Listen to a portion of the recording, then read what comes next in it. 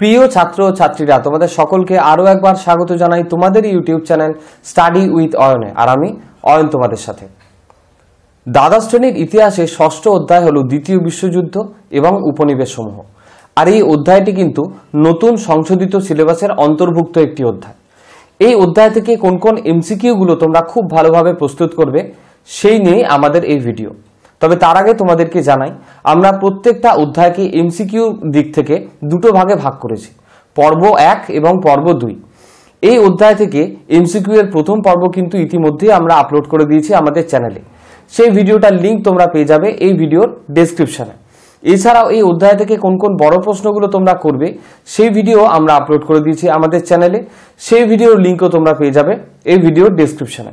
এছাড়া আমাদের চ্যানেলে তোমাদের জন্য বাংলা, ইংরেজি এবং ইতিহাসের অন্যান্য অধ্যায়গুলোর গুরুত্বপূর্ণ প্রশ্ন এবং এমসিকিউর অনেক ভিডিও আপলোড করা হয়ে গেছে। সেই ভিডিওর লিঙ্কগুলো তোমরা পেয়ে যাবে এই ভিডিওর উপরে আসা আই বাটন থেকে। তাহলে বুঝতেই পারছো চ্যানেলটা কিন্তু তোমাদের জন্য খুবই গুরুত্বপূর্ণ একটা চ্যানেল। তাই এখনো যারা চ্যানেলটাকে সাবস্ক্রাইব করোনি, এখনই চ্যানেলটাকে সাবস্ক্রাইব করে পাশের বেল আইকনটাতে ক্লিক করে রাখো, যাতে পরবর্তী ভিডিওর নোটিফিকেশনটা তোমরা সবচেয়ে আগে পেয়ে যেতে পারো। আজকে আর দেরি না করে আমরা দ্বাদশ শ্রেণীর ইতিহাসের ষষ্ঠ অধ্যায় দ্বিতীয় বিশ্বযুদ্ধ এবং উপনিবেশ সমূহের এমসিকিউ এর দ্বিতীয় পর্ব শুরু করছি দ্বাদশ শ্রেণীর ইতিহাসের ষষ্ঠ অধ্যায় দ্বিতীয় বিশ্বযুদ্ধ এবং উপনিবেশ সমূহ এর এমসিকিউ এর দ্বিতীয় পর্ব। কোন রাজনৈতিক দল ক্রিপস প্রস্তাবকে সমর্থন জানিয়েছিল? সঠিক উত্তর র্যাডিক্যাল ডেমোক্রেটিক পার্টি। কারা ইন্দোনেশিয়ায় নিজেদের উপনিবেশ স্থাপন করেছিল? সঠিক উত্তর ওলন্দাজরা। কোন বিষয়কে গান্ধীজি ফেল পড়া ব্যাংকের উপর আগামী তারিখের চেক বলে মন্তব্য করেছিলেন? সঠিক উত্তর ক্রিপস প্রস্তাবকে। কোন দেশ হিরোশিমায় পারমাণবিক বোমা ফেলে? সঠিক উত্তরটি হল আমেরিকা যুক্তরাষ্ট্র। গণপরিষদের প্রথম অধিবেশন কোথায় বসে? সঠিক উত্তর দিল্লিতে। কোন নারী বাংলায় ভারত ছাড়ো আন্দোলনে শহীদ হন? সঠিক উত্তরটি হল মাতঙ্গিনী হাজরা। কে আন্দামান দ্বীপের নাম রাখেন শহীদ দ্বীপ? সঠিক উত্তরটি হল সুভাষচন্দ্র বসু। জাপানের রাষ্ট্রপ্রধান কে ছিলেন? সঠিক উত্তর হিদেকি তোজো। বিদ্রোহ আজ বিদ্রোহ চারিদিকে গানটির রচয়িতা কে? সঠিক উত্তর সুকান্ত ভট্টাচার্য। দ্বিতীয় বিশ্বযুদ্ধের সময় ভারতের ভাইসরয় কে ছিলেন? সঠিক উত্তর লিনলিথগো।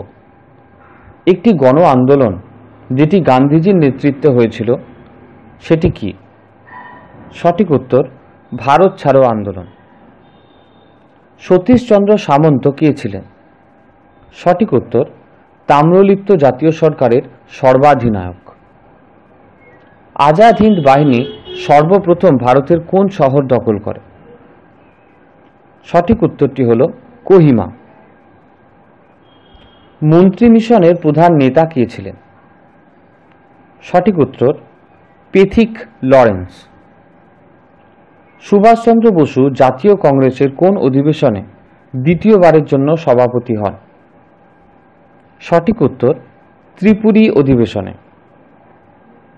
সুকর্ণ কোন দেশের নেতা ছিলেন, বা ডক্টর সুকর্ণ কোন দেশের নেতা ছিলেন?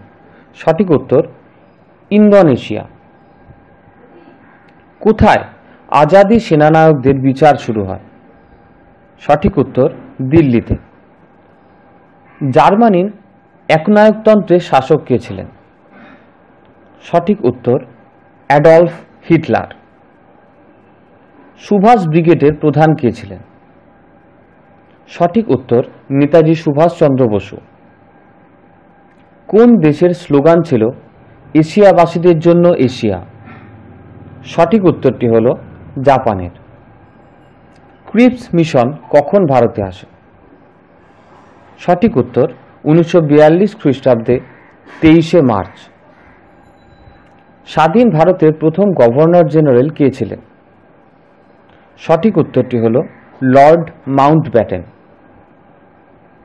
ভিয়েতনাম প্রজাতন্ত্রের প্রথম রাষ্ট্রপতি কে ছিলেন? সঠিক উত্তর হো চি মিন।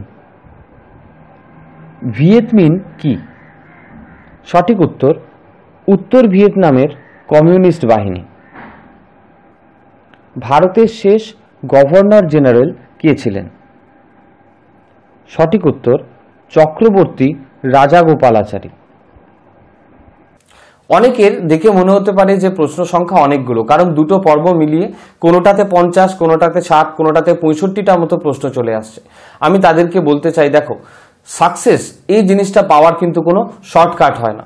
তোমাদেরকে পরিশ্রম করতে হবে এবং পরিশ্রম করে নিজেদেরকে সফলতার পথে এগিয়ে নিয়ে চলতে হবে। এক একটা অধ্যায় থেকে কিন্তু আমরা যদি খুব ভালোভাবে খুঁটিয়ে খুঁটিয়ে প্রশ্ন বার করি তাহলে 100, 150 তারও বেশি প্রশ্ন হয়। তার মধ্যে থেকে 60টা কিংবা 65টা করে প্রশ্ন আমি তোমাদের সামনে তুলে ধরছি। সেই প্রশ্নগুলো তোমাদেরকে বলছি বেশি গুরুত্ব দিয়ে পড়ো, তার কারণ সেই প্রশ্নগুলো থেকে প্রশ্ন আসার সম্ভাবনাই সবচেয়ে বেশি। কিন্তু তার পাশাপাশি আমি যেটা বলি সেটা আজকেও আমি বলবো যে টেক্সট বই কিন্তু খুব ভালোভাবে খুঁটিয়ে খুঁটিয়ে পড়বে, তার কারণ টেক্সট বই পড়ার কিন্তু কোনো বিকল্প হয় না। আজকের এই ভিডিওটা ভালো লেগে থাকলে অবশ্যই লাইক করবে, কারণ তোমাদের একটা লাইক কিন্তু আমাকে অনেক অনেক অনেক উৎসাহিত করে পরবর্তী ভিডিও বানানোর জন্য। আর তোমার যদি এই ভিডিওটা দেখে খুব ভালো লেগে থাকে তাহলে বন্ধু বান্ধবদের সাথে অবশ্যই শেয়ার করে দেবে। আর চ্যানেলে যারা নতুন এখনো চ্যানেলটাকে সাবস্ক্রাইব করোনি, এই রকমই গুরুত্বপূর্ণ ভিডিও পাওয়ার জন্য কিন্তু অবশ্যই চ্যানেলটাকে সাবস্ক্রাইব করে রাখবে। আজকের মতো এতটুকুই। খুব তাড়াতাড়ি আরো একটি গুরুত্বপূর্ণ ভিডিও নিয়ে আমরা তোমাদের সামনে উপস্থিত হব। তোমরা ভালো থাকো, সুস্থ থাকো, আর অবশ্যই মন দিয়ে পড়াশোনাটা চালিয়ে যাও।